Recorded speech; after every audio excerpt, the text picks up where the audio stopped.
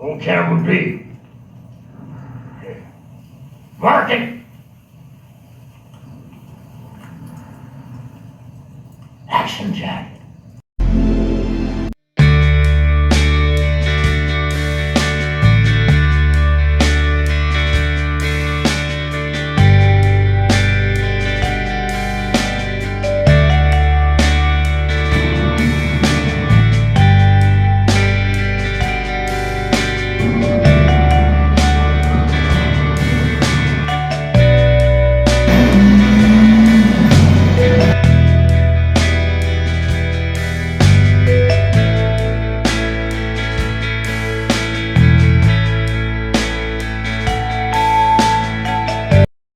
Licorice Pizza is the 9th film coming from Paul Thomas Anderson. You might be familiar with his work, especially when we think about films such as Magnolia, Punch Drunk Love, There Will Be Blood, and of course the all-famous Boogie Nights.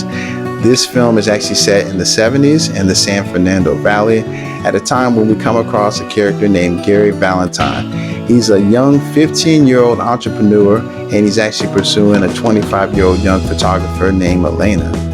Now, during this time at the beginning of the movie, he's actually laying his feelings on strong for her.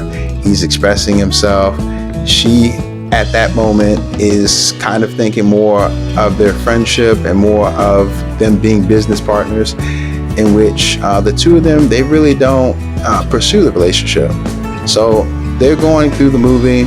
She is trying to date various guys. She brings a guy home for the family to meet, and they don't really approve of this guy, so she's back to square one. Meanwhile, Gary is living a single life. He's talking to various girls. However, because he doesn't have Alana in his life as somebody that is a love interest, well, he doesn't feel really complete. What works pretty good with this movie is the fact that these two are business partners, and they're able to generate a lot of different business ideas.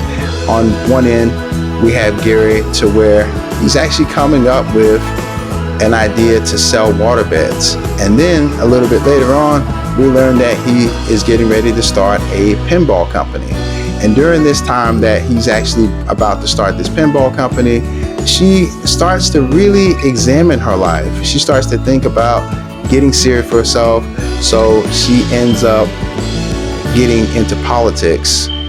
And because the two of them, they are kind of separated, they're so used to working together, but because they're on separate paths, it kind of leaves them to wanting to be together more, wanting to bond together more.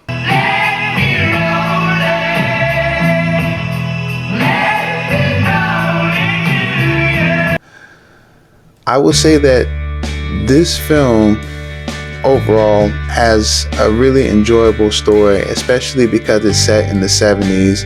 It's a kind of love story that you really don't hear about or see too often, but if you really enjoy a movie that's within the 70s and the music or the soundtrack that's actually featured within the film, then I think that you will really enjoy this movie. One thing I will say is that I actually got up during a major part of the film, and it was actually toward the end of the movie. It was a part when the two characters, because they were away from each other for so long, they actually started to miss one another. So they had dropped everything that they were doing and they started to run towards each other. I'm assuming that when I came back from the restroom, that the two of them actually finally got together at the end of the movie. So what do you guys think about this film? On one end, there are reviewers who say, hey, that this is a masterpiece, one of Paul Thomas Anderson's best films. You know, this movie is, phenomenal, this, that, and the third. But on another end, you have people who think that this film is very crude, rude, disgusting, and offensive.